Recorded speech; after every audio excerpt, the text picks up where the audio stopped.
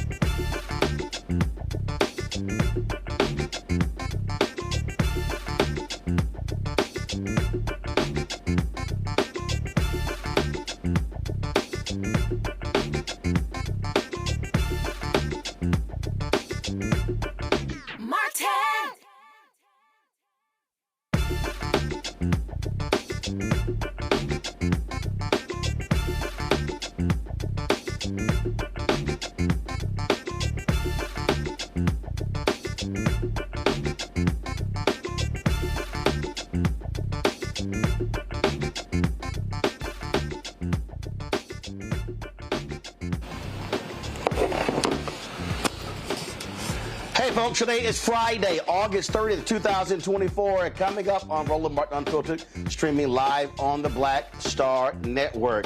Vice President Kamala Harris, Governor Tim Walz sit down for an interview with CNN, their first joint interview since, of course, she became the nominee and he picked her.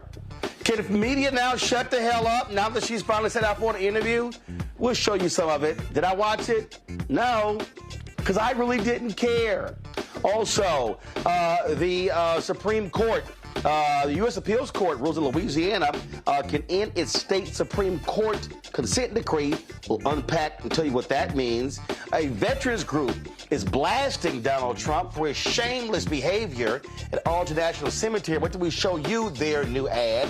Also, two former black Georgia election workers, those who sued Rudy Giuliani, they won $148 million. They said, Rudy, it's time to pay up. And the white Florida deputy who killed a black Air Force veteran, well, he's now out of jail. We'll tell you all about that. Folks, it's time to bring the funk.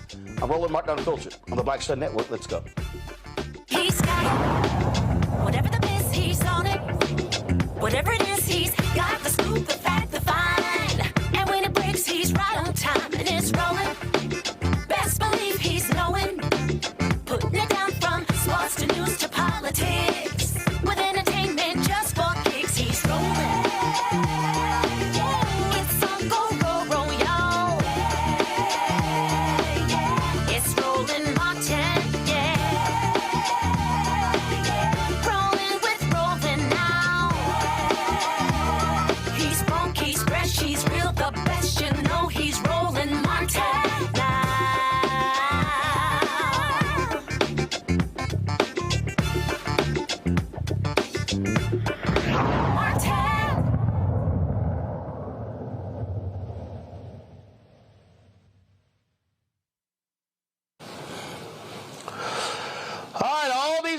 People whine and complain, and Vice President Harris needs to sit down for an interview. Why won't she talk? Why won't she talk? Okay, fine. Yesterday, she sat down for an interview with CNN's Dana Bash, who asked her a lot of questions. A lot of them were just Republicans say this, the right says this.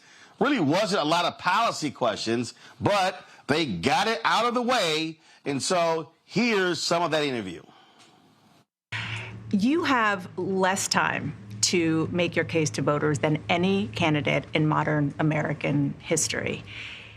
The voters are really eager to hear what your plans are. If you are elected, what would you do on day one in the White House?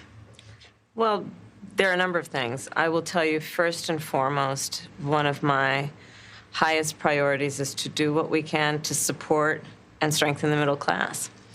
When I look at the aspirations, the goals, the ambitions of the American people, I think that people are ready for a new way forward, in a way that generations of Americans have been fueled by hope and by optimism. I think, sadly, in the last decade, we have had in the former president someone who has really been pushing an agenda and an environment that is about diminishing the character and the strength of who we are as Americans, really dividing our nation, and I think people are ready to turn the page on that. So what would you do day one? Day one, it's going to be about, one, implementing my plan for what I call an opportunity economy. I've already laid out a number of proposals in that regard, which include what we're going to do to bring down the cost of everyday goods, what we're going to do to invest in America's small businesses, what we're going to do to invest in families, for example, extending the child tax credit to $6,000 for families for the first year of their child's life, to help them buy a car seat, to help them buy baby clothes, a crib. There's the work that we're going to do that is about investing in the American family around affordable housing, a big issue in our country right now. So there are a number of things on day one. What about you? Well, I'm excited about this agenda, too. As I said, the idea of inspiring America to what can be. And I think many of these things that the Vice President's proposing are things that we share in values. And the child tax credit is one we know that reduces. Okay, all right, y'all, I had to stop that. Okay, so let me just say this here, all right? I hate stupid questions. And I believe a stupid question is, what are you going to do day one? Let me help y'all out. The only thing a president can do day one, they can do executive orders. Congress ain't passing a bill. It's day one. I also can't stand, what are you going to do in the first 100 days? I hate that question.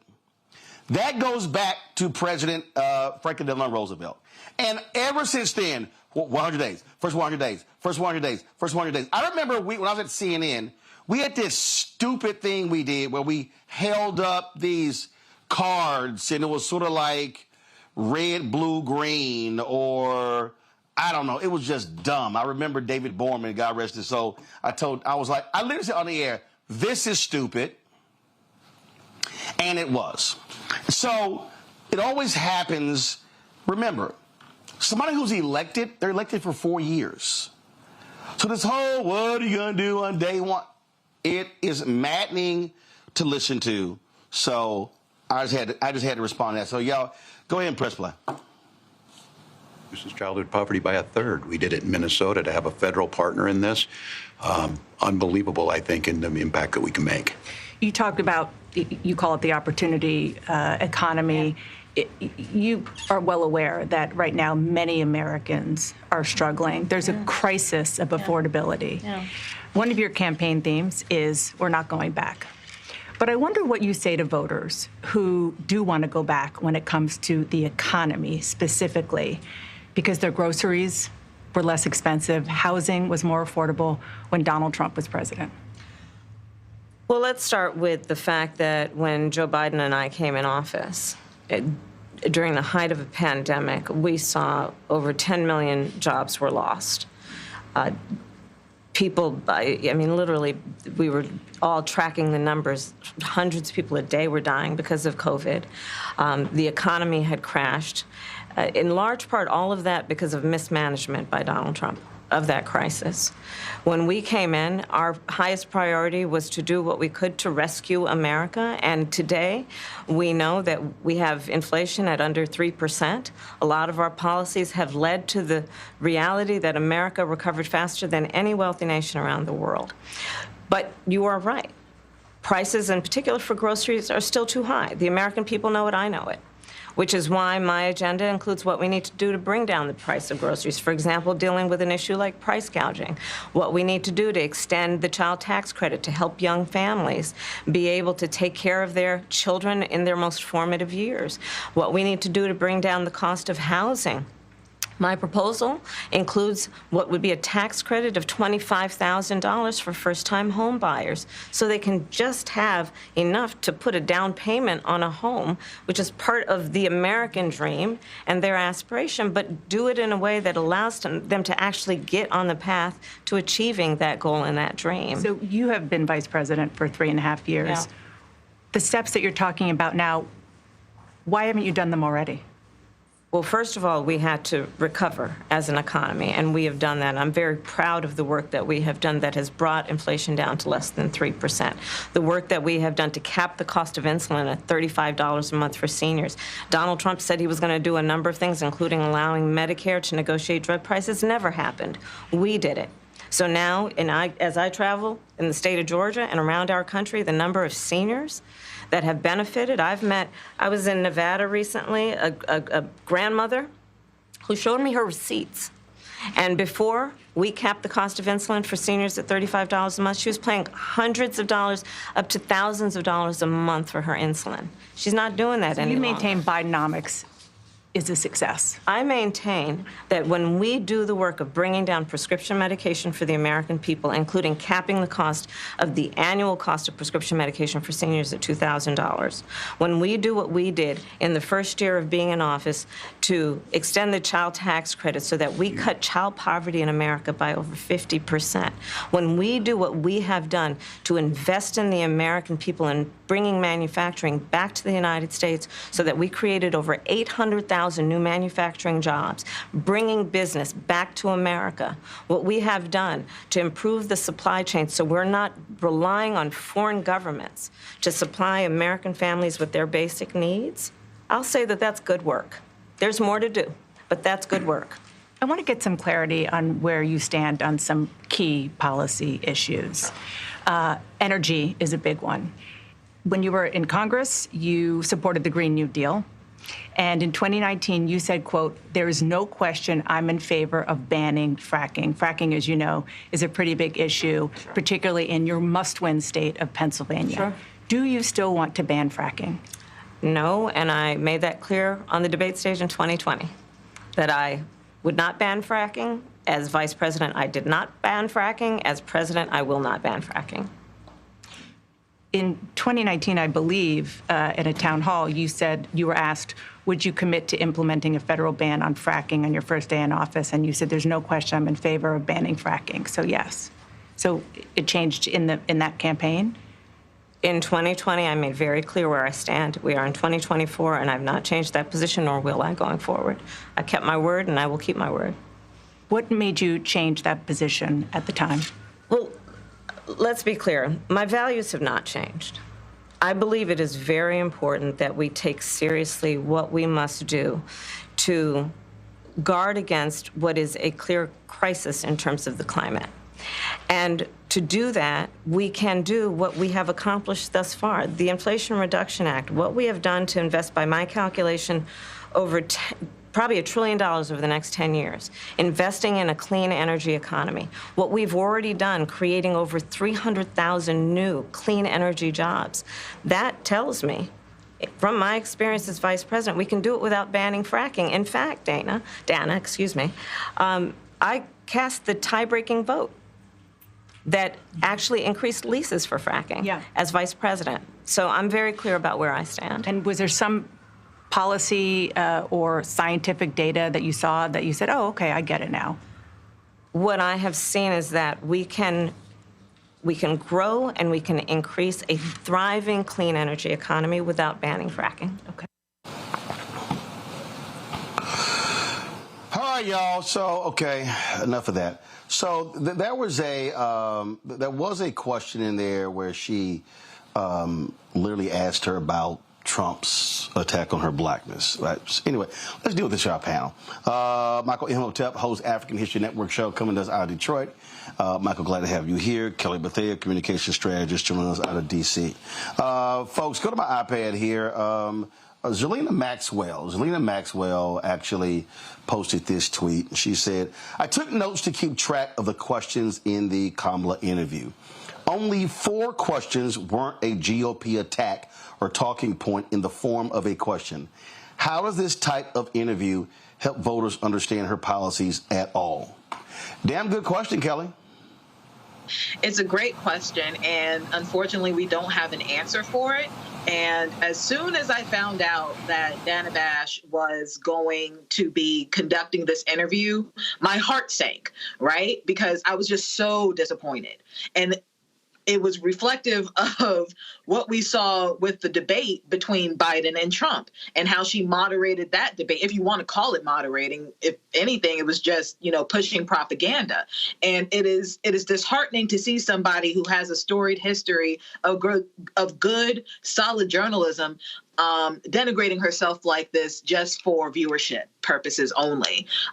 This was a bad interview, not because of the interviewee, but because of the interviewer. You have an obligation to get at the hard-hitting questions that Americans actually want to know. Americans don't know about the first 100 days. Americans don't know about the process for the first day of the presidency. You need actual policy questions. And frankly, it looked like Harris and Walz were ready for those questions. If I were a body language expert or anything along those lines, just looking at their posture, looking at how they were looking at Bash, they were annoyed. And I would be too. Michael. Yeah, Roland, I watched the interview twice, and Harris and Walz did an excellent job of handling themselves, answering the questions. They were not deep, insightful questions. I thought they may be more hard-hitting questions than what Dana Bash asked. Yeah, a lot of the questions dealt with attacks from Republicans, things of this nature. But, what you would do on day one, yeah, I agree. That really is a dumb question because the cabinet, her cabinet will be approved by the Senate. OK, she has to nominate her cabinet. It has to be approved by the Senate.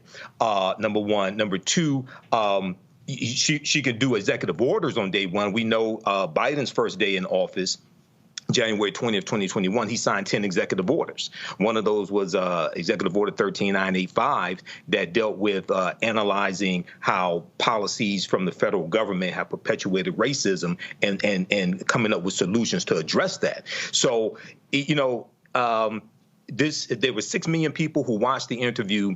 I wasn't sitting back waiting for mainstream media to interview Vice President Kamala Harris and Tim Walz.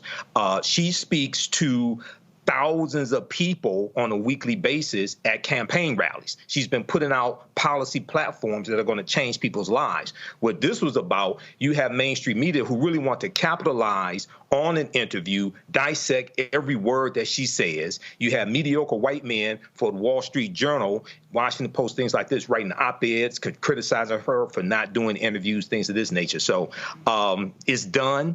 I'm looking forward to the September 10th debate, and I'm looking for the prosecutor to prosecute the criminal.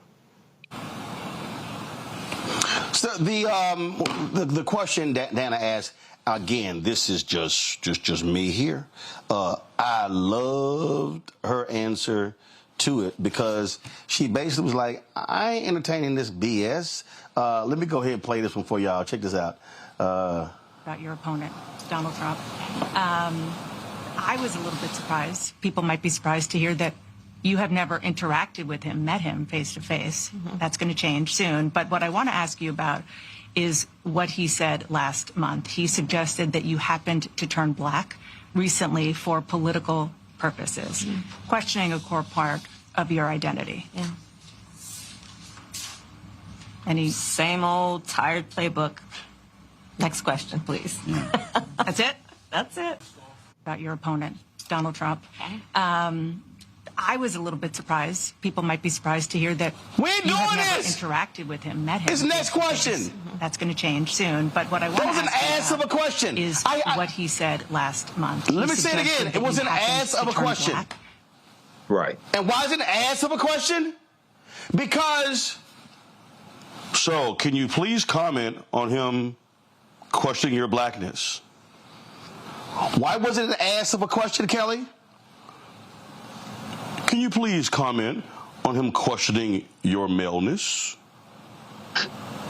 Governor Walz. Hey, could you please comment, Vice President Harris, on the questioning of your womanness?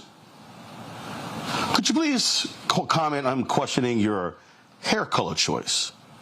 Vice President Harris, could you comment on why you wear more pantsuits than you wear skirts or dresses? No, and that's why it's an ass of a question. And I'm telling you right now, it drives me crazy.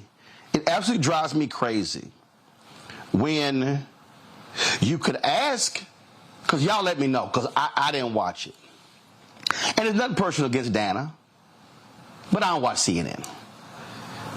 But maybe y'all can help me out. Maybe y'all can help me out. Did Tyree Nichols and criminal justice reform come up during that interview? No. Okay. Okay. All right. So let me ask. So the George Floyd Justice Act didn't come up in that interview, huh? No. Did the Supreme Court ruling regarding affirmative action come up in that interview? No. Okay. Did the Congo or South Sudan or Somalia or Ethiopia, did that come up in that interview? Africa did not come up in the interview at all. Haiti did not come up in the interview at all. That's interesting. I mean, was there even a question about saying, "Hey, Madam Vice President, your father is Jamaican. How do you see Jamaican-American relationships with you as president?" Did that come up in the interview? No, but Roland, Palestine and Gaza came up in the interview. I mean, Palestine and Israel came up in the interview. Well, of course it did. Of course it did. Of course it did. Didn't. Hold on. Of course not. I'm just curious. Did, let's say, America be a nation, majority of people of color by 2043? How do you see advancing the economic interests of African Americans, other minorities? Did that come up in the interview? There were no hard, no, it did not, and these were not hard-hitting questions. Wait, follow me here. See, I'm not. Here's why I even don't get up. I don't even get caught up in the hard-hitting questions, because I believe that you can ask important questions that are policy-oriented, that are not specific, that other folk wouldn't call hard-hitting. See, part of this media charade, and I'm going to go to you, Kelly, then go to Michael. Part of this media charade, Kelly, is she needs to be asked the tough questions. She needs to be asked the difficult questions. No, she actually needs to be asked questions that are actually happening out there every single day in the world, such as, Madam Vice President, can I ask you a question? You had gotten a lot of criticism with regards to your call to dealing with price gouging. A Kroger executive admitted on the stand that they jacked up prices. Last year, Madam Vice President, there was that was an actual case where egg manufacturers admitted to collusion when it comes to pricing. That was an actual verdict. In fact, I'm just going to show y'all this here. Egg prices, y'all. Egg prices rose. Let me close this ad. Egg prices rose 60% in 2022 because a collusive scheme by suppliers. To me, that's not, Kelly, a hard-hitting question, but it does go to a policy issue that she raised, a pocketbook issue that people are concerned about, and may very well explain why prices have been jacked up, and people then go, oh, now I know why eggs were damn near $10 a dozen. Go ahead. I think what you're talking about might be precisely why it took so long for Harris Walz' team and camp to agree to an interview of any kind, because the points that you're making, they've been saying on the campaign trail for weeks. The points that you're making have low-key been addressed to reporters in I don't know what the formal word is, but that time when she comes off the plane and you see the reporters talking to them, she addresses that there. But something tells me that she knew that once it was a national interview, that all of that would go out the window, and they would frankly debase themselves to the most of the simplistic questions being, like you said, what's your hair color? Why the tan suit? Why not skirts? Why not dresses? I mean, I was, the way that interview went, I was surprised that Dano didn't go so far as to say, you have a lovely figure. Why don't you just show it off? Because that was the tenor of the interview the entire time. There was no indication through that hour that something substantive was going to come out of it. For all we care, again, we could have heard this on the campaign trail. We have been hearing this on the campaign trail. They could have put out a press release and done this in less time and with less effort. Like I said, it was disappointing. How about this? Harris. Right. How about this? Madam President, there are 140 million poor and working people in America. 73 million of these people are women. 68% of these people are African American. 66 million are white. And these poor and working class people make up 30 to 40% of the electorate, and many of them sit out elections.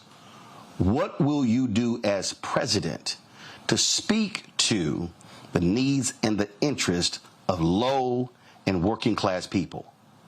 That's a better question than asking about, well, Donald Trump said this. What do you say, Michael? Yeah, I agree, Roland. And when I used the term hard hitting, I didn't mean a gotcha question. I meant something that's insightful, a question that would cause people to come to answer that Vice President Kamala Harris would give, would cause people to really learn a lot more about her and her policies. That's what I meant when I used the term hard hitting. When the answer that she gave to the question about Donald Trump questioning her blackness, quote, same old tired playbook that she said, is what she said. When I took away from that, that also goes to another question that was asked, and she talked about turning the page on the last 10 years, because the last 10 years, especially dealing with with Trump in power and then also surrounding Trump, has been a divisiveness in this country, a nastiness in this country, and she's talking about turning a page on that, the othering of other people. So yeah, and her plans dealing with attacking price gouging, that came up a little bit. It could have, because of the case that's taken place to stop the merger of Kroger and Albertson, and what came out Tuesday in court dealing with price fixing. Okay, that should have come up. Dana Bash should have asked that question, I think. In fact, if you're going to go that route, which you also say, President Biden has been extremely aggressive when it comes to his Federal Trade Commission and stopping a lot of these mergers and acquisitions that create monopolies. Yes. Will you, as president, continue to be just as aggressive as President Biden has been, or will you be more what some are called business friendly? See, substantive question.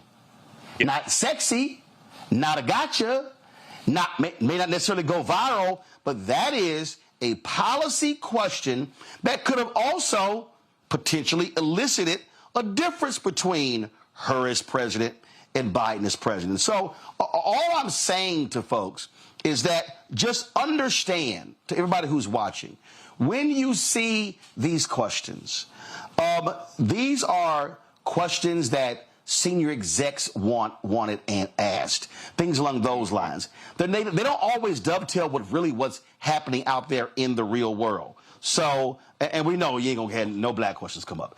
So I can guarantee you, when I get an interview with her, it's gonna be some black questions because that's what we do. But I don't like most of these interviews because it's a whole bunch of gobbledygook that doesn't mean anything. All right, y'all, hold on one second. We're going to come back, and I'm going to deal with a couple other things. We keep talking about this election. Donald Trump doing all he can to stay out of jail. Now he's trying to appeal his New York conviction to federal court. We'll talk about that when we come back. You're watching Roland Martin Unfiltered right here on the Black Star Network. On the next A Balanced Life with me, Dr. Jackie, how to live the dream without it turning into a royal nightmare. We'll meet an entrepreneur couple who've been living the dream for nearly 30 years, and they're still going strong, speed bumps and all. I was all one trying to hold back, but he thinks he can do anything. He's like, no, we're going to do it. You know, let's do it. Let's just jump into it. And it has worked. It's a thing of beauty, literally. That's all next on A Balanced Life on Black Star Network. Next on The Black Table with me, Greg Carr. We featured the brand new work of Professor Angie Porter, which, simply put, is a revolutionary reframing of the African experience in this country. It's the one legal article everyone, and I mean everyone, should read. Professor Porter and Dr. Valencia Watkins, our legal roundtable team, join us to explore the paper that I guarantee is going to prompt a major aha moment in our culture. You crystallize it by saying, who are we to other people? Who are African people to others? Governance is our thing. Who are we to each other? The structures we create for ourselves, how we order the universe as African people. That's next on The Black Table, here on the Black Star Network. Hey, what's up? It's Sammy Roman. Hey, it's John Murray, the executive producer of the new Sherry Shepherd Talk Show. It's me, Sherry Shepherd, and you know what you're watching, Roland Martin Unfiltered.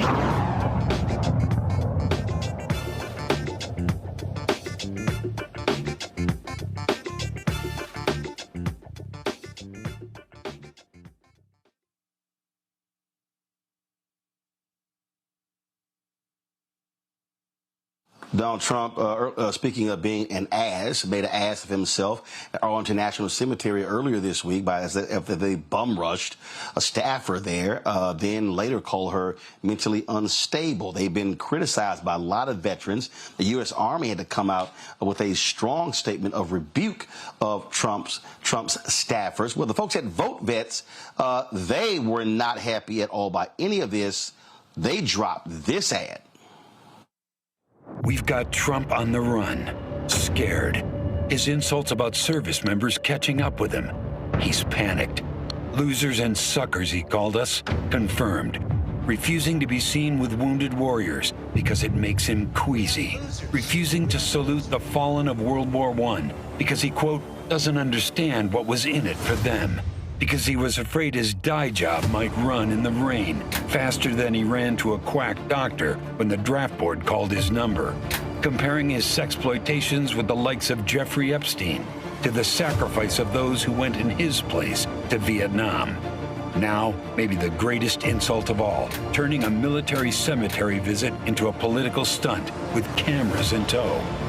In Section 60, one of the most hallowed acres of all, and when an Army civilian official told them they were breaking federal law that bans politics and campaign cameras, Trump thugs verbally and physically assaulted her.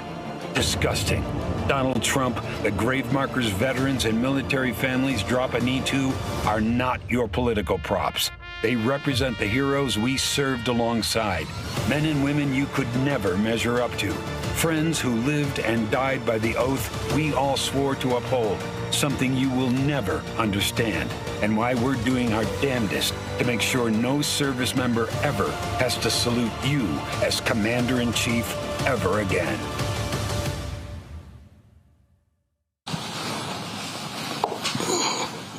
Yo, that is an ad right there. Major General retired Paul Eaton also talked to Vote Vets, and man, he did not hold back when it came to Donald Trump. Y'all check this out.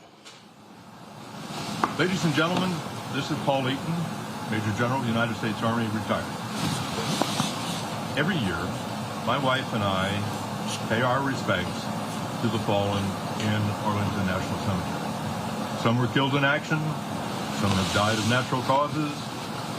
It's a very emotive time for us. My father, Colonel Norman Eaton, and his co-pilot, Lieutenant Colonel Paul Getchell, commingled remains are in Section 60. The remains of Lieutenant Ken Ballard, dear son of a close friend, Karen Meredith, are in Section 60. We have stood next to people crying, paying their respects to their sons, daughters, fathers. It's a very emotive event. To see a former president mugging for the camera should never, ever be Commander-in-Chief again for the Armed Forces of the United States. Ever. Disgusting performance by former President Donald Trump. Thank you. Strong words there, Michael. Yes, they were strong words, Roland. And this is something that didn't have to happen. This is another scandal dealing with Trump, on top of flip-flopping on campaign issues, things of this nature. But, there's a piece from NBCnews.com that talks about the Army says a Trump aide, quote, abruptly pushed aside an Arlington National Cemetery employee. And then the Trump campaign put out that the employee had some type of mental issue or something like that as well. We know the employee doesn't want to press charges. But this is utilizing dead soldiers, okay, for the purpose to promote the Trump campaign. Because they shot video. Now, they didn't just take pictures. They also shot video there as well, and they're using this as part of the Trump campaign. So this is and this is from a president who got 5 deferments, okay, who nobody in his family has ever served in the military. And this is somebody who doesn't understand the sacrifice that those who serve in the military make, their families make, and those who give the ultimate price make as well, regardless of whether you agree with the mission or the war, anything like that. So this is another example why he can never become president again. Absolutely. In a moment, I'm going to play for y'all this almost 8-minute video that they put together. And let me tell you something. It is a strong video. It's a strong video, Kelly, because they also lay out what will happen when it comes to Project 2025. Again, if Donald Trump goes back into the White House. And so he's always trying to tout, how he loves the military, he loves veterans, but it's not necessarily the case. As you heard the retired General Eaton said, used as props. And so people need to understand the dangers that are in place if this, frankly, wannabe dictator, this just moral degenerate is back in the Oval Office. Yeah, I mean, the most recent scandal of 45 and the issue with the cemetery, Arlington Cemetery, I mean, it's beyond disgusting to me. I come from a family of veterans. I come from a family who are currently in the military. I thank them for their service every time that I get. But to see a former president be that disrespectful on hallowed ground, it's just sickening to me. But to your point about him not caring about the military, I don't think he cares about people. And that is clear in his rhetoric. That is clear in his policies. He says that he loves the military. I don't think that's the case at all. I think he associates victory with the military. He loves the ego trip that comes when you win something. He likes winning. He likes the ego boost of winning. He likes the ego boost of victory. And he ties that with military conflict. But he also loves, Kelly. But Kelly, remember, he also loves the pageantry. Remember how he raved about the military parades of Kim Jong-un? And remember, he wanted that in D.C. Remember, he wanted, and it's like, dude, you just can't roll tanks on U.S. streets. Do you know how heavy they are? The damage they cause? He wanted one of those old Russian, I'm going to try to find the video, one of those old Russian military parades where they got the missiles and the tanks and they got all that stuff, and he gets to stand there in the middle of the generals. That's what he wants. Dictators do. That's what dictators do. But all of that is. But my point to that, Roland, you're right about what he wants and what he said he wanted. But all of that is tied to ego. All of that is tied to the perception of power. So that's where I'm getting at with it. If he could find a way to not use the tanks and still get the same response out of people regarding the perceived power, the perceived ego boost. I mean, all of this is tied to his ego. This is why he's obsessed with crowd sizing. This is why he was obsessed with virility and how agile he was as opposed to Biden. That's why he was debating Biden on a political stage regarding golfing. It's all about his ego. It's all about a perceived notion of power. And that's what I mean when I say that he doesn't care about the military. He doesn't care about people. He cares about whatever it takes to make himself feel bigger than what he actually is. Oh, absolutely. I mean, and that's exactly what it, in fact, let me play this here. I mean, this is really what he wanted in D.C. This right here, this is what Donald Trump wanted. He wanted to be able to, somebody on YouTube said Donald Trump wants the soldiers to goose step right past him.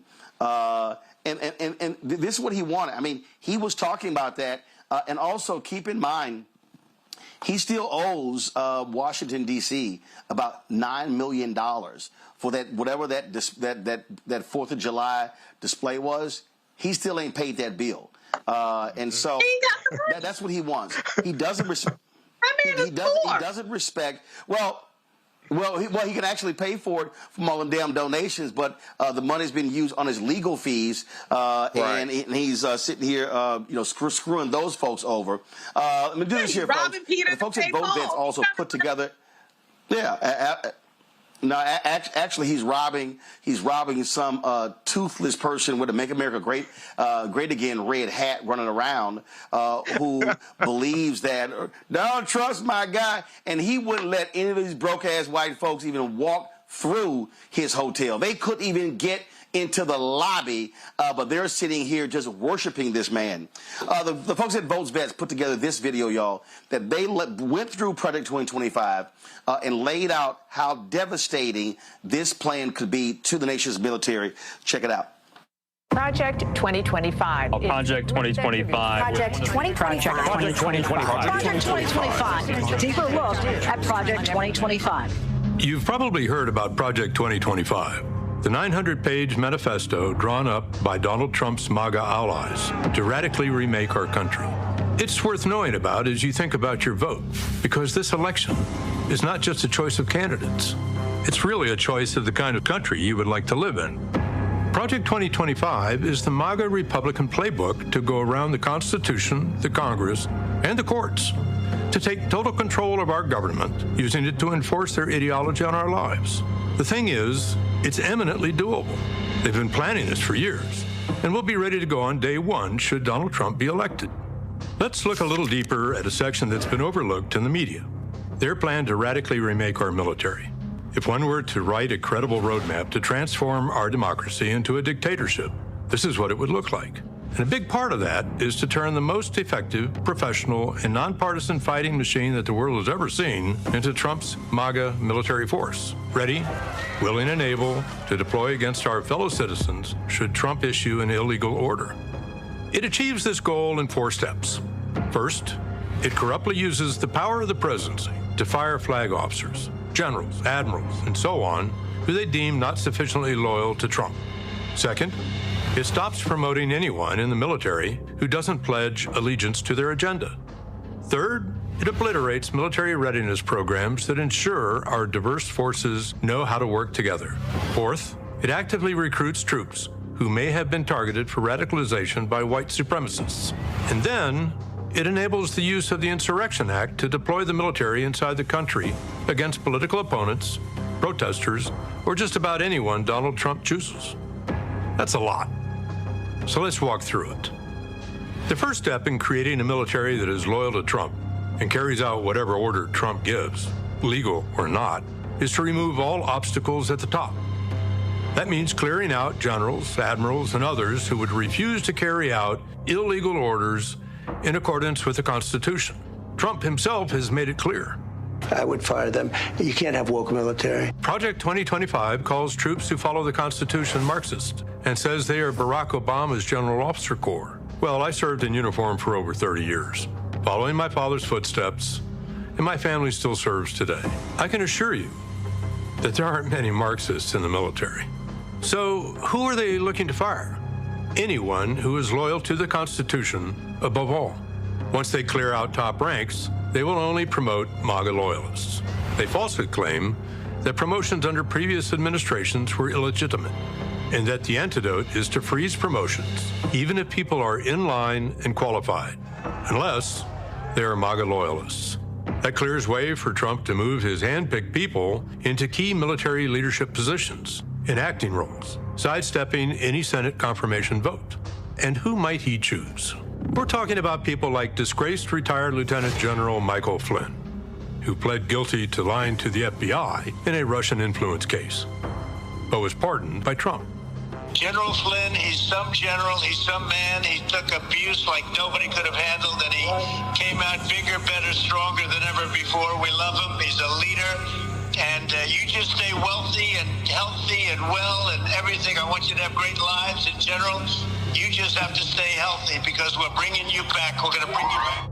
We're talking about retired Brigadier General Don Bolduc, a 2020 election denier who called for abolishing the FBI. Project 2025 then radically changes the culture of service.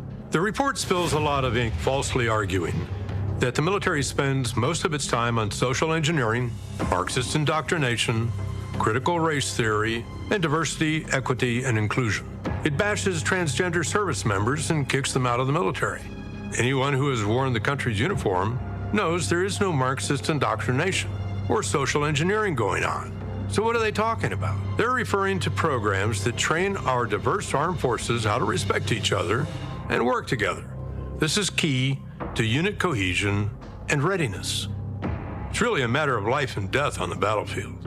They would abolish this training in order to remake a diverse fighting force into a political, homogenous MAGA military.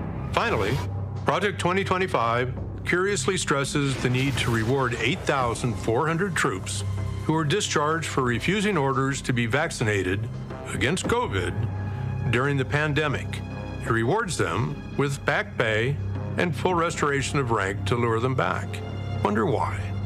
Well, far-right conspiracy groups and white nationalists have spent years targeting people who are anti-vaccine to recruit and radicalize. They buried them in anti-government propaganda and MAGA conspiracy theories. These are not people you want to hand a military weapon to and hope for the best. So, how might President Trump use this MAGA military? Well, we don't have to guess. Think back to when he ordered his staff to deploy the military to shoot protesters demanding justice for George Floyd's murder. Just shoot them in the legs, he ordered. Unfortunately, the chairman of the Joint Chiefs and his Secretary of Defense rightfully told him no.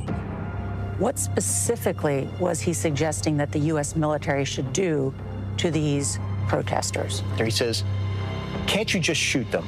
Just shoot them in the legs or something.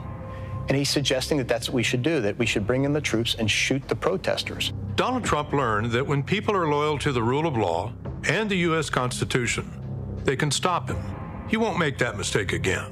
Project 2025's own architect has warned us that violence may be used against anyone who gets in their way. We are going to win. We're in the process of taking this country back. We are in the process of the Second American Revolution, which will remain bloodless if the left allows it to be. From shooting Americans in the street if they protest, to sending the military door to door looking for immigrants to round up, to putting troops into domestic law enforcement roles akin to martial law, Project 2025 would empower all of Trump's worst instincts. The good news is the choice is in our hands. Your vote this fall makes the difference. And it's not just about the top of the ticket. We need to vote for candidates up and down the ballot who will block Project 2025 from ever becoming our nightmare reality. And we need to talk about it with friends, family, and neighbors. That's how we hold fast to an America where democracy rings free, where the people rule and the elected serve, where the government values our rights and protects our freedoms. And an America that continues to say, if you're willing and able to serve, there is a place for you in our armed forces. A military that still swears an oath to support and defend the Constitution of the United States. It's up to us. Thank you.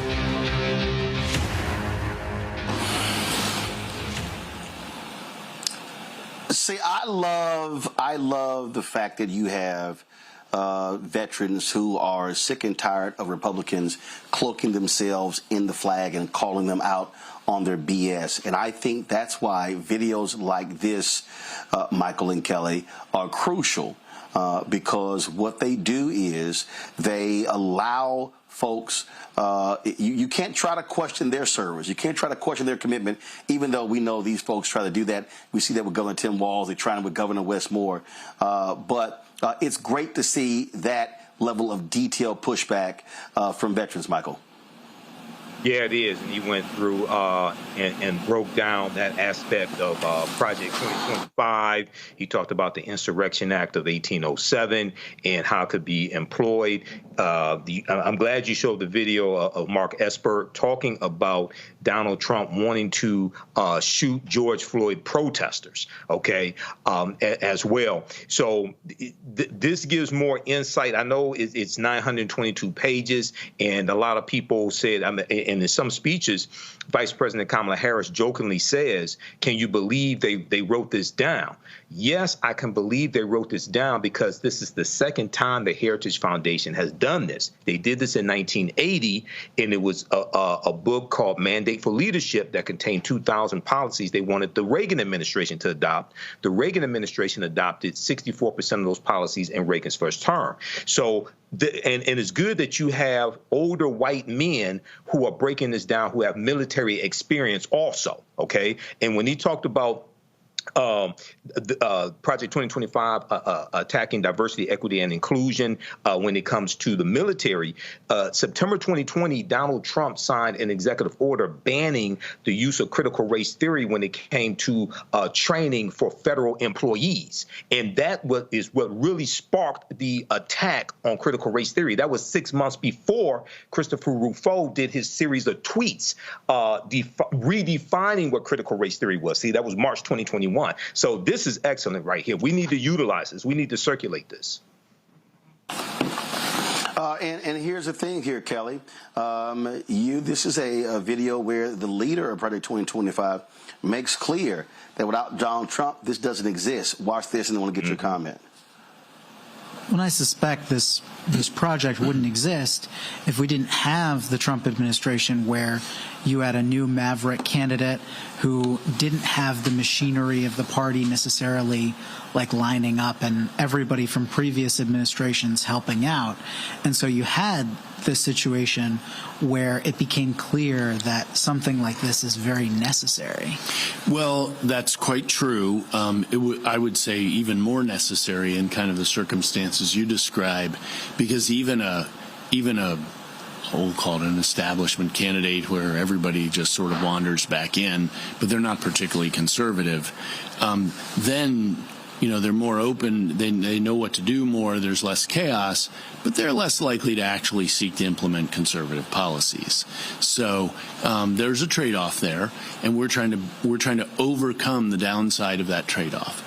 So when I suspect this... You heard him. There's a trade-off there. Kelly? It is terrifying to me that this could possibly actually happen, because it would truly be the end of how America is perceived, how America functions as we know it. The reason why those people think that but for Trump, this would not be happening is because, frankly, he's the only quasi-politician, because he's not even a full-fledged politician, let's be honest. He is the only vessel who would be dumb enough to enact this and think it's not going to affect him, that it's not going to affect his families, etc. So it is imperative that people understand that this is not a joke. And you should also take into consideration with this ad in particular that, yes, they are veterans, but note how you don't know what their political party is. You don't know what their ideologies are. All you know is that they are against Project 2025. And the reason for that is Project 2025 is anti-American. And when you're talking about a group of people being veterans whose lives have been dedicated to protecting the America that we know, that people love, that people respect, for all of these people to be on board and be like, I don't know what this is, but it's not American, that should tell you something. That should tell you something. Indeed, indeed. All right, folks, hold tight 1 second. We come back. I want to talk about this case out of Louisiana. And if you want to understand why federal courts are so important, you want to understand why there's a difference between a President Kamala Harris or a Donald Trump in the Oval Office. Y'all know I can never call that man president. So I'm going to use every other iteration possible. It's what happened out of Louisiana and the extremely conservative U.S. Fifth Circuit Court of Appeals. I will explain that next right here on Roland Martin Unfiltered on the Black Star Network. Hey, folks, do not forget, support the work that we do. It is critically important. And so we really appreciate if you would join our Bring the Funk fan club. Our goal is to get 20,000 of our fans contribute on average $50 each a year. That's $4.19 a month, 13 cents a day. That allows for us to be able to do the stories that we do, cover this stuff. Folks, understand our expenses are real. $195,000 a month. Office space and staff and salaries and all these things that go with it. And it's real. And so we're out here doing our work. We generate revenue through YouTube. We generate revenue selling merchandise. We generate revenue, which, of course, trying to get additional advertisers. But again, your donations are critically important. Next Thursday, I'm going to travel to Kansas City to get an update on our Ro-Ro-Mobile 2.0. Remember, our Sprinter was total when this driver cut in front of my driver returning from Essence Festival. So we're going to get an update on that. And so, again, that's going to cost us about $180,000. And first of all, we got insurance. We had insurance on it, sent us a check, but we actually had to have some modifications, some better safety modifications. It was going to cost a lot more. So it's all real. And so when you support us, that's what you're supporting. And what I love about all of y'all, all of our fans, and when I started this 6 years ago, I said, hey, we're not going to send you swag because, listen, all that stuff is going to cost money. So hats and mugs and T-shirts and all this sort of stuff like that. And I dare say fewer than 100 people have complained that, well, what am I getting? What am I getting? Y'all, when you contribute, you know that money is being invested right into the show. And so we really want you to support that work and what we're doing. And so, again, it's absolutely critically important when you do. And so we're doing the best that we can with our resources. And trust me, it's no joke. We've got, my show. We've got, of course, we have other shows on the network that we do the work. And so we do all of that. And so, of course, Wealthy You, Balanced Living, Great Car Show. We've got Stephanie Humphrey's show. We're going to be starting new episodes. My little man Noah out of Atlanta. Y'all been seeing that young brother. Matter of fact, let me pull it up. I want to pull up here because some of y'all may have missed the news, but no, don't show it yet. Don't show it yet. Don't show that yet. I don't want you to show it yet. But I ran into, okay, all right. Let's see what happened here. Sorry, y'all. Something happened here. There we go. We got me back, I think. Y'all got me back? There we go. Sorry. All right, so y'all might have seen my man Noah. He's out of Atlanta. Little young brother. He was of course on the show with us in Chicago. And so next month, y'all, we're going to be starting a new show with him. Sorry, for some reason the video is not working. I'm gonna get this straight. But Noah is gonna be working with us. Can't wait to make it happen. And so his 12-year-old kid is gonna start up as a weekly show, and he's ready to roll. And so again, that's what we're doing. I'm looking for I would love to do add a couple of the shows, a young, vibrant female, millennial, Gen Z to do a show, and it's because it's all about, again, this platform was created to provide additional voices, but your support makes all that that possible. So join our Bring the Funk fan club. Send your check and money order to P.O. Box 57196, Washington, D.C. 20037-0196. Cash App, $RM Unfiltered. PayPal, R Martin Unfiltered. Venmo is RM Unfiltered. Zelle, Roland at RolandSMartin.com. Roland at RolandMartinUnfiltered.com. Download the Black Star Network app, Apple phone, Android phone, Apple TV, Android TV, Roku, Amazon Fire TV, Xbox One, Samsung Smart TV. Folks, we'll be right back.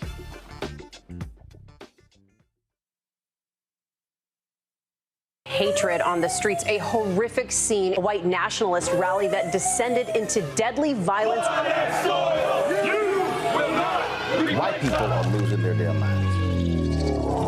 As an angry pro-Trump mob storms the U.S. Capitol, we've seen shooting. We're about to see the rise of what I call white minority resistance. We have seen white folks in this country who simply cannot tolerate black folks voting. I think what we're seeing is the inevitable result of violent denial. This is part of American history. Every time that people of color have made progress, whether real or symbolic, there has been what Carol Anderson at Emory University calls white rage as a backlash. This is the rise of the Proud Boys and the Boogaloo Boys. America, there's going to be more of this. Here's all the Proud Boys, guys. This country is getting increasingly racist in its behaviors and its attitudes because of the fear of white people. The fear that they're taking our jobs, they're taking our resources, they're taking our women. This is white fear.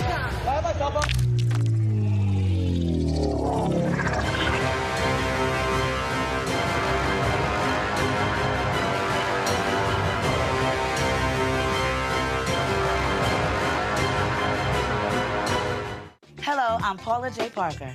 Truly proud on the Proud Family. I am Tommy Davidson. I play Oscar on Proud Family, Louder and Proud. Hi, I'm Jo Marie Payton, voice of Sugar Mama on Disney's Louder and Prouder, Disney Plus. And I'm with Roland Martin on Unfiltered.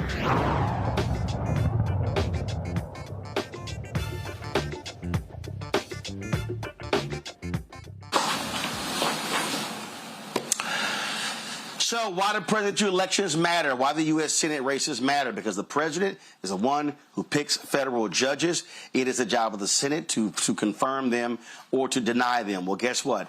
In Louisiana, in 11-7 decision, the 5th U.S. Circuit Court of Appeals in New Orleans, they said that a lower court judge erred in requiring that Louisiana prove it had erased, quote, the vestiges of past discrimination before ending the so-called Chisholm Decree. Circuit Judge Kurt Engelhardt said this unexpected burden was impossible to satisfy, and it was enough that Louisiana satisfied the 8 remedial measures in the 1992 decree, which required a single majority minority district in Orleans Parish. One of the dissenting judges, Circuit Judge Jacques Wiener, said the evidence of compliance was simply not there. Louisiana also refused to commit to ensuring a majority minority district after the decree was dissolved. This right here is really, really important, Michael, because, again, the 5th Circuit Court of Appeals is extremely, extremely conservative. And that 5th Circuit, I just want to show folks so they understand why it matters. I understand the 5th Circuit because I am from Texas. That's one of the states that the 5th Circuit actually covers. And as I said, extremely, extremely conservative circuit. There are 17 judges in the 5th Circuit.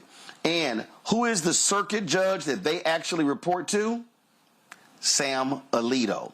Republicans have always understood how vital the 5th Circuit Court of Appeals always has been.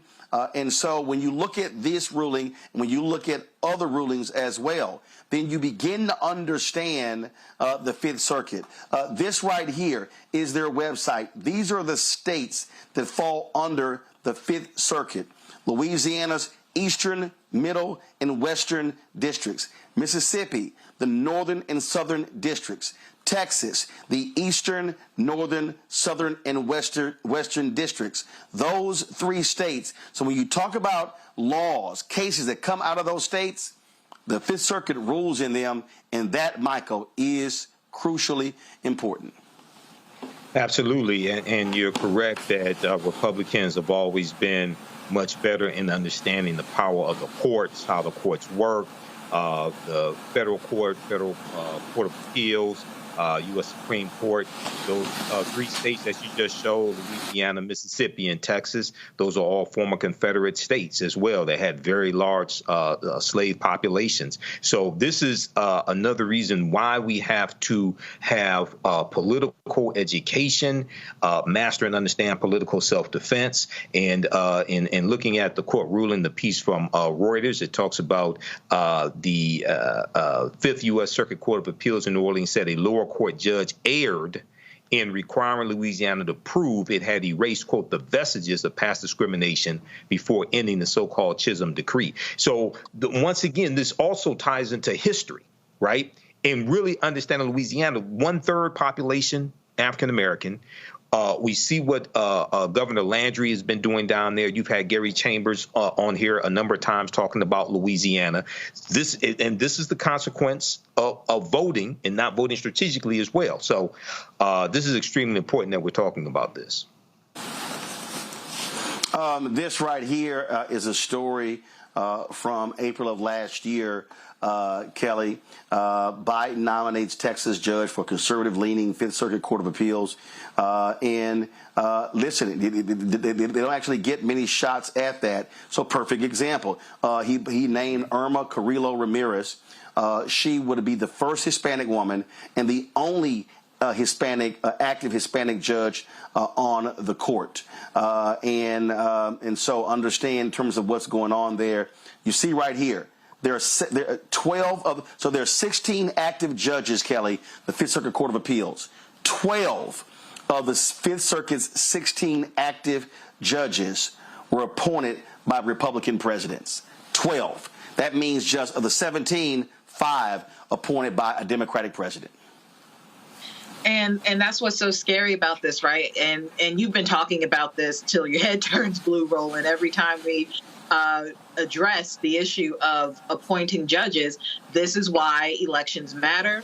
This is why your vote matters, because it's more than just having a talking head in the White House representing us across the globe. No, a huge part of being president is appointing judges that will affect you long after that president is in office. And you see that now. Like, how long have those judges been there in the Fifth Circuit? Right? We just got one through Biden, like you said, for the Fifth Circuit. These are lifetime appointments. So it matters. All of this matters. So this ruling does not surprise me, only because of the history of the Fifth Circuit being racist, sexist, pick-and-ism. They try to uphold it all. Right? But this is also why elections matter, because it is possible to change the tide of how that court makes rulings. Let's talk about, again, the election and what we're seeing, and the entrance of Vice President Kamala Harris has totally changed this game. The Land Journal-Constitution has this story right here, Kelly, that is huge. Presidential race shakeup sharply increases voter registrations in Georgia. Black women, Kelly, added 75% more registrations than in the same period in 2020.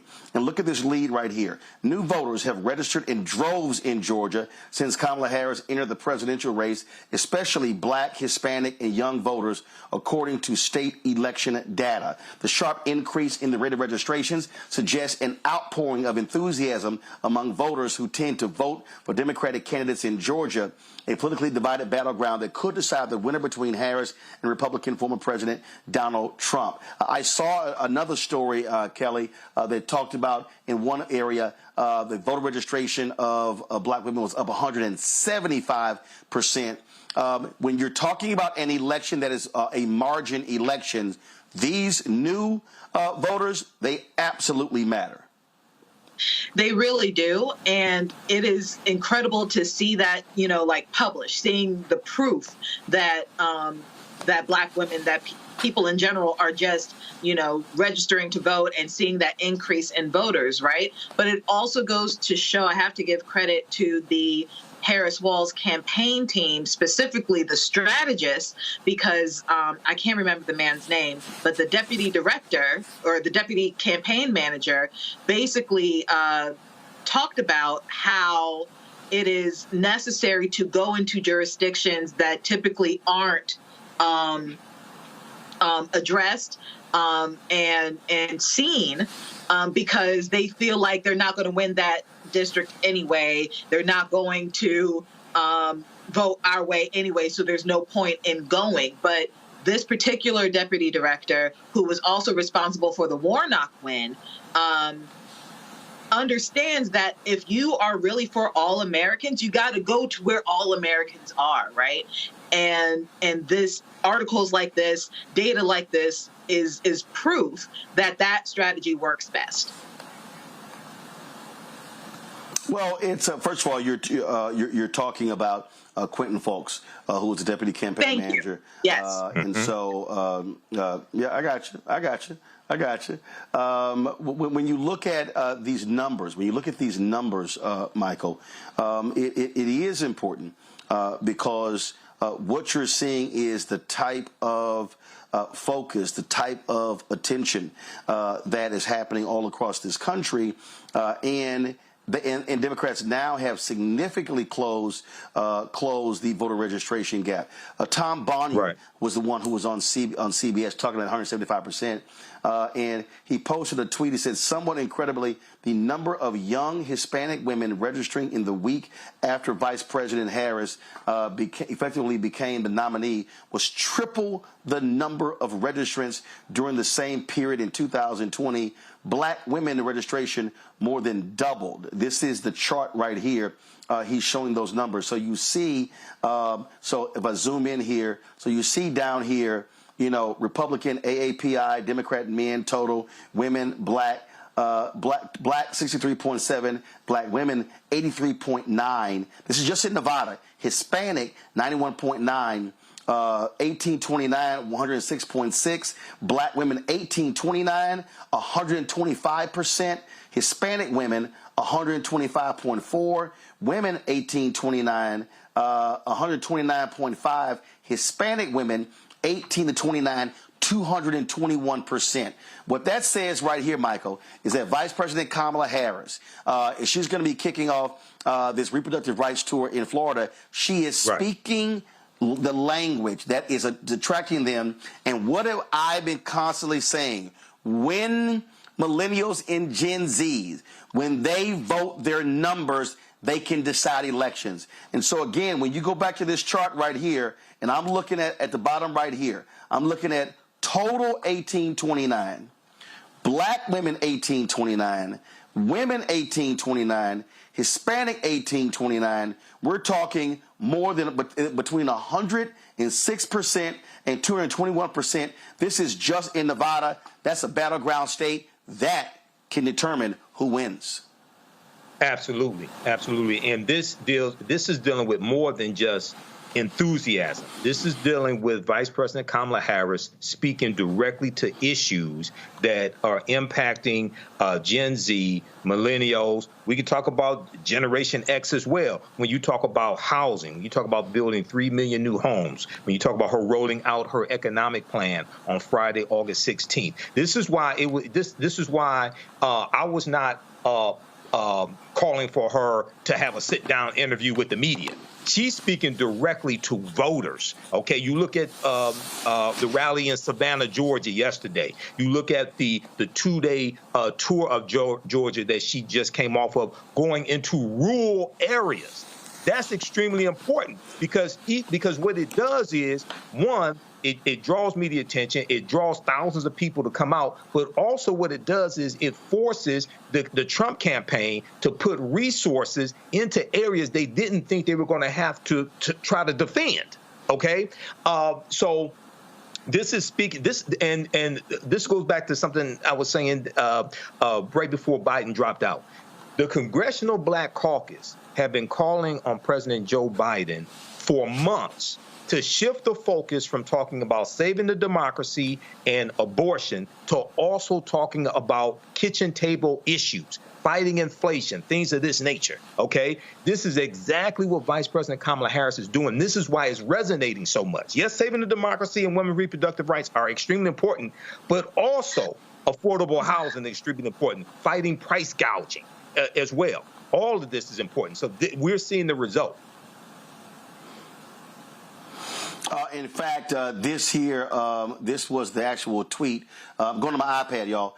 This was the tweet that Tom actually posted right here, where he said the Harris effect in the 13 states that have updated voter files since July 21st, we're seeing incredible surges in voter registration relative to the same period in 2024, driven by women, voters of color, and young voters. So this is overall. Before I showed you Nevada, and you see this. And so this is, you see over here, the far right, where he got that 175%. But you see Hispanic women, 1829, 149%. Black women, 98.4. Black, 85.8. And you see it going down there. And so the bottom line here is that when you look at this election, this is going to be an election on the margins. And I hope people are paying lots more attention to these numbers. But we got to remember, no matter where you are, you have got to be pushing folks if they must register. And again, get them to understand that, hey, if they even are on the fence, fine, still register, because once the deadline is passed, that's it. And so beginning on Tuesday, we're off on Monday for Labor Day, but beginning on Tuesday, we are going to be showing you and providing for you the registration deadlines in every single state. We're going to be posting that on social as well, because we need people to understand what's happening. And understand, early voting begins in some places in less than 20 days.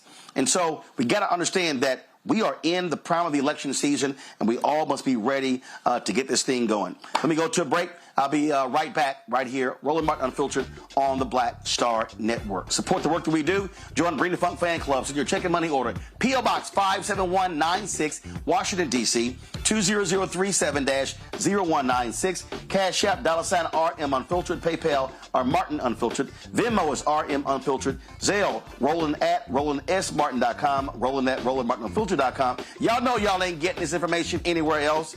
Nowhere else. There's nobody else in black-owned media that's breaking down the stuff that we do every single day, 5 days a week, 2 hours a day on this show, plus our other shows. And so y'all see what we're doing to make this thing happen. And so please join our Bring the Funk fan club. Everybody who's already given during the show and who will give between the next 30 minutes, I'm going to personally shout you out right here on the show, okay? So, again, Cash App, $RM Unfiltered. PayPal, R Martin Unfiltered. Venmo is RM Unfiltered. Zelle, Roland@RolandSMartin.com. Roland@RolandMartinUnfiltered.com. Back in a moment. Now streaming on the Black Star Network. I still have my NFL contract in my house. I have it in a case. It's 4 of them for my 4-year contract. I got a $600,000 signing bonus. My base salary for that first year was $150,000. Matter of fact, $150,000. $150,000. That's what I made. $150,000. Now think about it. My signing bonus was a forgivable loan, supposedly. When I got traded to the Colts, they made me pay back my signing bonus to them. I had to give them their $600,000 back. Wow. Yeah, I was so pissed. Because, I try to be a man of my word. I'm like, you, I'll give you your money back. Even though I know I earned that money, I gave them their money back. I gave them their $600,000 back. But yet, I was this malcontent. I was a bad guy. I'm about the money. It wasn't about the money. It was about doing right. Because I looked at, because you look at contract. Look at John Elway. John Elway was making $1 million, $800,000. I was making $150,000. I was doing everything.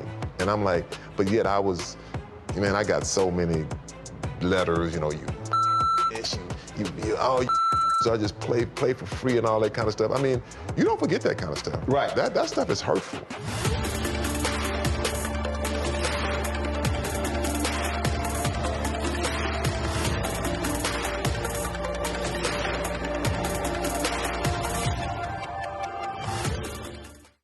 Sherry Shepard with Sammy Roman. I'm Dr. Robin B., pharmacist and fitness coach, and you're watching Roland Martin Unfiltered.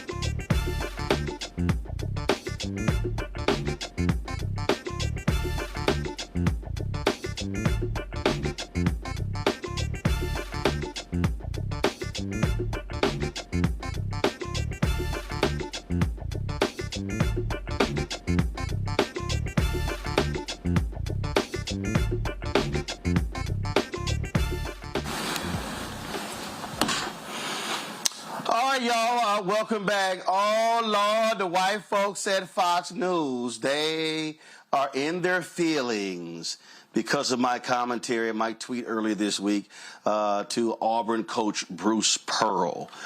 So check this out, y'all. So somebody sent me this today. Former CNN contributor tells black players not to join Auburn's basketball team under Bruce Pearl. First of all, Fox News, Scott Thompson, you might want to learn to fact check, because my damn name ain't Ronald Martin. It's Roland Martin. He goes, Ronald Martin believes Pearl's political beliefs should lead players to choose accordingly. And so then he goes in the article, okay, and he goes, former CNN contributor Ronald Martin, that ain't my damn name, because Pearl put out this tweet calling Vice President Kamala Harris a socialist. He also said her view, said that, you know, with her woke policies, and so all this sort of stuff. And so again, I said what I said. He goes, this post led Martin to tweet his own plea to recruits not to join the Tigers head coach because of his public views, specifically black players. Hey, Scott, you damn right I said what I said. If you got a basketball coach in the South, in Alabama, in Bruce Pearl, let's be real clear. He ain't got no team without black players. And he's calling Vice President Kamala Harris a socialist. He's sitting here talking about her woke agenda. Hell yeah, I'm saying to black parents, don't send your kid to Auburn. I wouldn't want my kid under him. This right here, y'all, is a tweet he posted. And he was responding to, of course, that ignorant racist Senator Tom Cotton of Arkansas, to Bruce Pearl. Thank you for pointing this out, Senator Cotton, except my guess is that, like many of her socialist, woke, progressive beliefs, she's now changing them or hiding them to get elected. We won't get fooled again. And, of course, I said to all black players and their parents considering Auburn, this is the trash Coach Bruce Pearl tweets. There are many other SEC schools to consider. Choose accordingly. Then you got Pastor, you got Darryl Scott, who goes, but Steve Curry and Steph Curry are good to go, huh? First of all, Darryl Scott, you know, Darryl, you know I'm going to call you out every single time. Steve Kerr is a professional. He's an NBA head coach. Steph Curry is a professional. He's a basketball player. The fact of the matter is, here you have Bruce Pearl, who's criticizing, who's criticizing Vice President Kamala Harris. And so he is going into the homes of black people. He's going into the homes of black parents, recruiting their sons, saying, oh, I'll take care of your son. I'll be like a second father to them. All sort of stuff like that. I'll make sure they graduate. So, yeah, Pastor Darryl Scott, it's a big-ass difference between the two. And so I'm telling you right now, Michael, if I had a nephew and he was a top basketball player, I'd be real clear. I say, bruh, man, it's one school we ain't visiting, and that's Auburn. Yeah, I agree, Roland. And, you know, Coach Bruce Pearl, his comments attacking Vice President Kamala Harris, calling her policy woke, calling some of her policies socialist, things like that. What's woke about wanting to build 3 million homes so that people can have affordable homes to live in, so they can build generational wealth? What's woke about wanting to go after corporations that inflate prices and drive up inflation, so it makes it hard for people to afford food and basic needs? And my question would be, okay, so are you a Trump supporter? Okay, Bruce Pearl, are you supporting down? If you're attacking her and you're not going to vote for Vice President Kamala Harris, okay, who is for defending the Constitution against enemies, both foreign and domestic, then are you a Trump supporter? And no way in hell I would send my black son to go play on a team led by a coach who's a Trump supporter, because you're supporting an insurrectionist. You're supporting someone who was found liable of sexually abusing women. You're supporting a convicted felon who committed fraud. So, yeah, and I know, you know, there's a saying, you know, we all look alike, but damn, Fox News, all the money you have, I know you lost $787 million in that lawsuit. Because of the lies that you told dealing with the 2020 election. But it's Roland Martin. Get the name straight. Put some respect on his name. You know, Kelly, what you have is, and this is really the case, I think, a lot more in college. You got a lot of these white coaches in college who are hardcore conservatives, and they love making their money off black folks, but then they also want to trash views. You look at Tommy Tuberville, of course, who was a head coach. Oh, guess where was he a football coach? Auburn. Okay, yeah, and he's one of the dumbest people in the United States Senate. And you have this, and so I don't give a damn what Scott Thompson, y'all, his Twitter handle is Scotty T Sports. I'm about to send his ass a tweet saying, learn how to spell my damn name. Plus, you can't be that bright when you are linking to my tweet in the article, and my tweet actually got my name spelled, and you still writing Ronald. So he calls himself a Jersey kid. Well, you might want to revisit your education, Scotty. Go ahead, Kelly. Something tells me that he said Ronald on purpose. That is always, to me, a blatant form of disrespect, especially with name recognition such as yours. Your name's everywhere. It's very easy to find your name, very easy to see how to spell your name. So to see that that is a byline that actually got published, I think that's just a level of disrespect that they purposely put out there. So that aside, the notion of, deterring black parents away from Auburn, I think it has less to do with just political stuff, and it's a safety issue at this point, right? Because we have gotten to the point in our politics where if you align yourself with 45, if you align yourself with the MAGA movement, that is a threat to your life by way of being black. Right. And we see that. We saw that in Charlottesville. We saw that with the insurrection. We see that in little microcosms across the country, these examples of MAGA supporters who are not just racist, but aggressively so, to the point where your life could potentially be in danger by a result of their conduct. I don't have any children, but I wouldn't want my child susceptible to that. Certainly not from a coach who I am entrusting my child's care with, right? This is a safety issue above politics. Oh, absolutely. Again, I'm saying exactly what's important. That is, if you want to step your behind out here and talk about this stuff, well, guess what? We're going to respond as well. And so I say to black parents, if you got a top basketball player, it's a lot of other schools you can pick. And he did an interview, Bruce Pearl did, talking about, Auburn is a leaning conservative school. It's a place where we have respect and love God. Guess what? Y'all can go to a lot of HBCUs in Alabama where y'all can proudly wear your stay woke shirts as opposed to dealing with that fool. Let's go to Georgia, where the two black women who successfully sued Rudy Giuliani, they like, run me my money. That's exactly what they're saying, because they're making it clear, hey, it's time for you to pay up, and they want to start seizing his assets. Lawyers for Ruby Freeman and Wandrea Shea Moss, they have urged the U.S. District Court in Manhattan to force Giuliani to turn over his Madison Avenue apartment, any remaining cash, some of his prized New York Yankees memorabilia, including 3 World Series rings and a signed Joe DiMaggio shirt. They also want to claim about $2 million Giuliani has said Donald Trump's 2020 presidential campaign owes him. They also asked for control of his Palm Beach, Florida condominium. Of course, Rudy Giuliani targeted the mother and daughter after Trump's 2020 election loss, accusing them of election fraud. Kelly, I want them to leave Rudy Giuliani butt-ass naked. Well, I don't need that image of Giuliani naked in my head, but I will say penniless. I don't need it. I don't need it. I want to put his drawers and socks on eBay. That's nasty. No, I don't need that. I don't need that visual. I don't need that visual. That's pineapples. No. But I will say that, like you said, I can't even talk.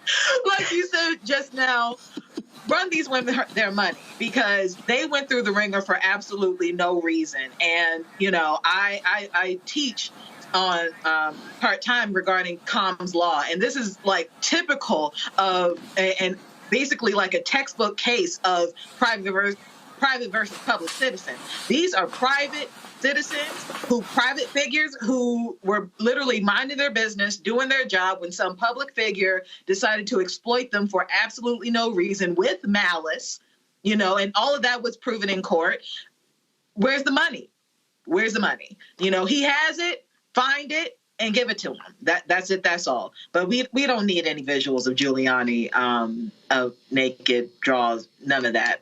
It was hard enough for me to see the black paint drip down on his head. That was it. That's my limit. That's butt ass naked. Let me tell you something. Listen, Michael. Every time he posts a video, every time he posts where he's gonna be somewhere, they need to have somebody right there. And if he's signing stuff, they should just walk over and be like, we got it. We got it. Just snatch money out of his hands. They should be standing right there saying, no, take that. I'm telling you, snatch everything. Sell everything. I don't give a damn. He can go live with his ex-wife. He can go, I think he got 3 or 4 ex-wives. And didn't he marry his cousin? Didn't Rudy Giuliani marry his cousin? But he has so make him go back and live with her. Well, Roland, he should. First of all, Rudy Giuliani did a skit some years ago with Donald Trump where Rudy Giuliani was in drag. So Rudy Giuliani could have a new career as a drag queen. Okay, he had on makeup, he had on a wig, he had on makeup, he had on a wig, he had on a dress. So Rudy Giuliani could raise money to pay Shay Moss and Ruby Freeman. He can go on a national drag queen tour, make it a review, team up with RuPaul. Make a career out of it. This is a whole new career for him. You reinvent yourself, Rudy. Okay. So yeah, they need to get every penny from this traitor, from this liar, from this fraud who put their lives in jeopardy. Okay. And Donald Trump owes Rudy Giuliani $2 million. Donald Trump, he owes so many people money. So yeah, Rudy needs to get his money from Donald Trump. Donald Trump needs to sell some more of those cheap ass sneakers and some more of these digital cards and things like that to help Rudy pay Shay Moss and Ruby Freeman.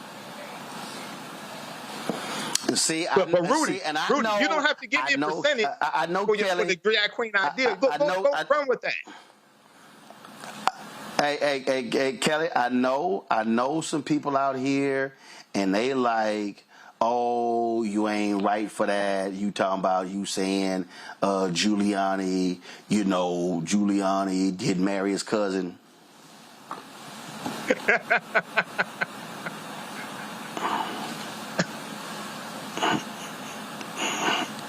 Third cousin, yeah. Right here in 1968. No, it wasn't third. It was second. Okay. In 1968, Giuliani wedded his second cousin, Regina Peruggi, who was the daughter of his father's first cousin. Think of your son, daughter marrying your cousin's daughter's son. Now, Giuliani at different points labeled the family connection as second cousins once removed and third cousins before he was corrected. In a 1993 memo for his mayoral campaign, a Giuliani strategist noted the weirdness factor of the marriage, according to a copy posted on the Smoking Gun website. I'm just saying. Yep. You married your second cousin. Like J.D. Vance, they're weird. I'm just saying. The party of family values. I'm just saying. So, I'm just saying. So,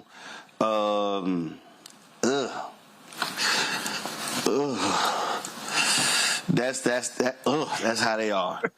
But yes, Kelly, leave his ass butt naked. Take everything. I do not need that visual. Make him go beg Trump to stay at one of them rooms in Mar-a-Lago. That's what you do. Take everything. I don't care. Take everything. I don't care. All right, I'm going to go to a quick break. I'll be right back here. What? What you got to say, Kelly? No. I was just going to say, sometimes just because it's legal don't mean you need to do it. And that's a very prime example of that. That's all. You right. Still want to leave butt ass naked. I'll be back.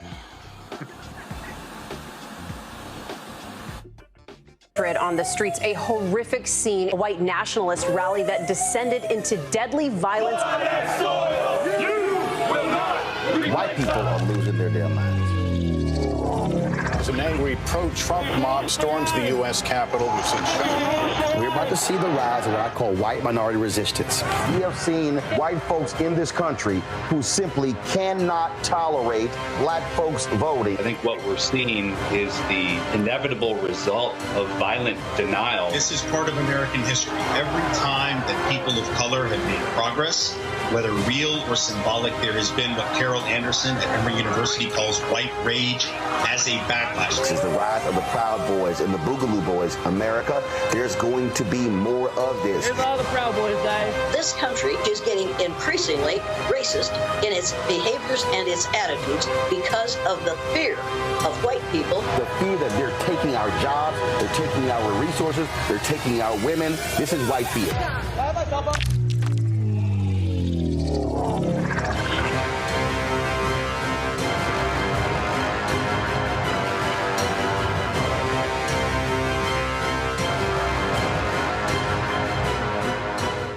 Hi, I am Tommy Davidson. I play Oscar on Proud Family, Louder and Prouder. I don't play Sammy, but I could. Or I don't play Obama, but I could. I don't do Stallone, but I could do all that. And I am here with Roland Martin on Unfiltered.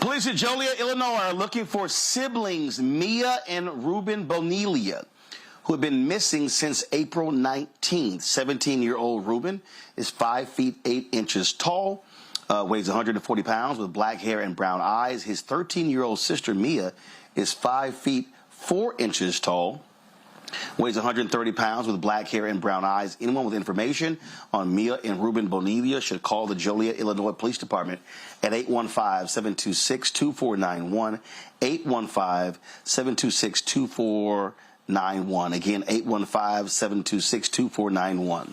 A circuit judge has granted a former Florida deputy $100,000 bond for pretrial release on Thursday in connection with the shooting death of U.S. Air Force senior airman Roger Fordson. Roger was killed in his home in May. Eddie Duran was denied release in his first court appearance on Tuesday at the Okaloosa County Circuit Court. In Thursday's hearing, Duran, who appeared before a judge in person, avoided the $250,000 bond amount asked by the state, but was denied the $10,000 requested by his attorneys. The judge ruled that Duran cannot possess any firearms, come into contact with Fordson's family, or leave the First Judicial Circuit area of Florida outside of special circumstances that may be allowed by the court if they come up. Duran is charged with manslaughter with a firearm in the May 3rd shooting death of 23-year-old Roger Fordson.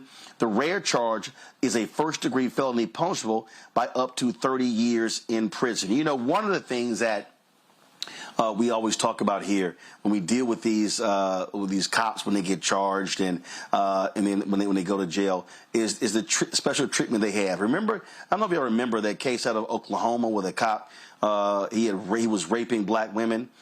And I never forget, Kelly, when he got convicted, if you went to the database of prisoners, you could not pull his name up. You couldn't pull his name up. And they essentially were hiding him in the system. I'm sorry. I just fundamentally believe that I don't give a damn if you are a cop. When you have now when you've broken the law and you've been convicted and you go to prison, you should be treated like everybody else. I get this whole thing about solitary confinement and, you know, because of the cop and there's a bounty on their head. I get that. But I'm sorry. You shouldn't be in that situation where they're hiding your name so the public doesn't know. And in this case here, listen, he got bond. But the bottom line is Fordson is dead. And all Fordson did was in Florida, an open carry state where they love guns, and answered his door with his gun because he didn't know who the hell was banging on his door. And so I really, really hope and can't wait when this cop is convicted of his heinous actions.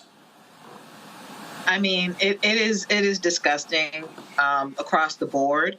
But to your point about them getting special treatment, if I recall correctly, there is proposed legislation for a database that will help resolve the issue of officers basically flying under the radar when it comes to grievances and infractions that they conduct while on duty. And I feel like something like this would, like a database like this, would really help in a case that you're talking about, because more likely than not, these officers have a history of such behavior before the big event happens. And I feel like if you have something like that already on the books, something that's already implemented, you'll have a lot fewer of these tragedies happening.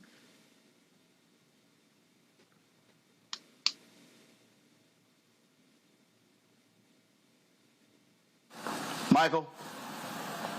Yeah, Roland. I remember that case of the officer who was raping the black women, and I remember you covering that and talking about how you couldn't find him in the prisoner database.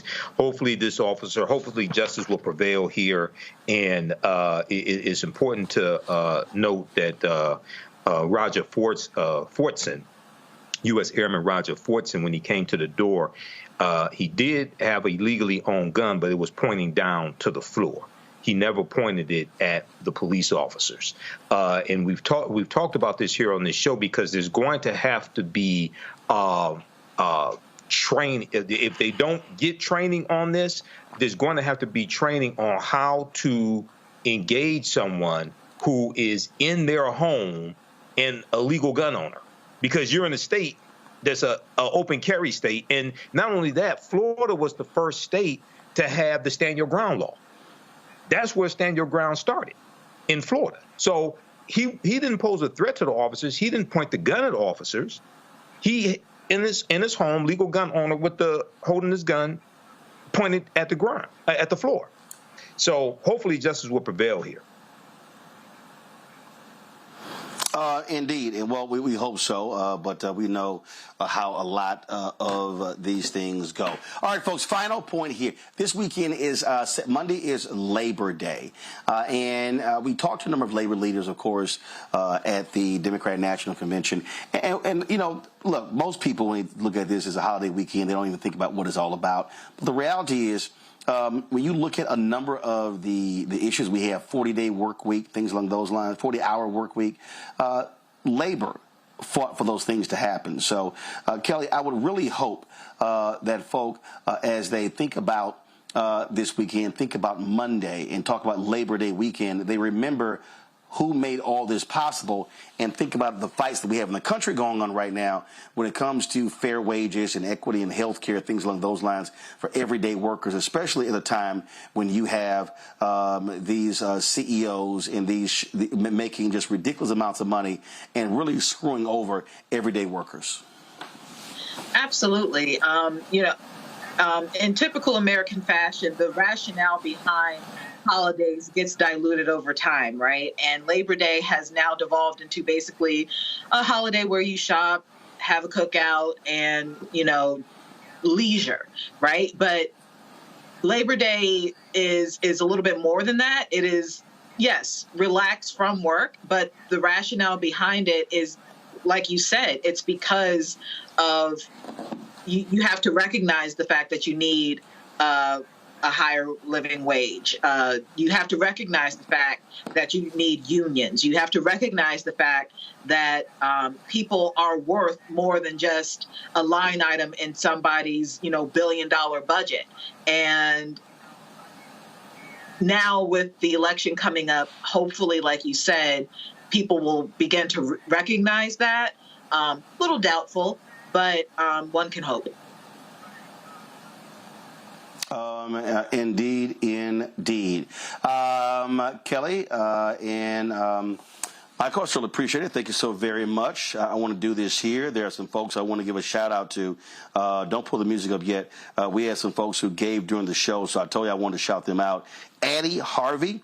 What you do is here, y'all pull the slide up where people can actually give. But I'm going to shout out Addie Harvey, Sharon Alexander, Frederick Davis, Jessica Winbush, Belinda Robinson, Trudella, Kathy Stokes, Rochelle Johnson, Rodney Alford, Jeanette Mills, Mark Collins, Christine Ely, Stephen, Jesse Harris, Kenrick Burke, Josephine Turner, Richard Pettigrew, Veda Lonnie, Kim, Dennis Palmore, Ronnie Jones, they all, Indira Karib, they all gave during the show, and I appreciate Robert Stevens as well. So I appreciate y'all donating to us. If you want to join our Bring the Funk fan club, send your check and money order P.O. Box 57196, Washington, D.C. 20037-0196. Cash App, $RM Unfiltered, PayPal, R Martin Unfiltered, Venmo is RM Unfiltered, Zelle, Roland at RolandSMartin.com, Roland at RolandMartinUnfiltered.com. Folks, I am in Houston. Tomorrow we're going to be having the homegoing service of my sister, Kenya Natasha Martin Williams. Pull up, y'all, the program,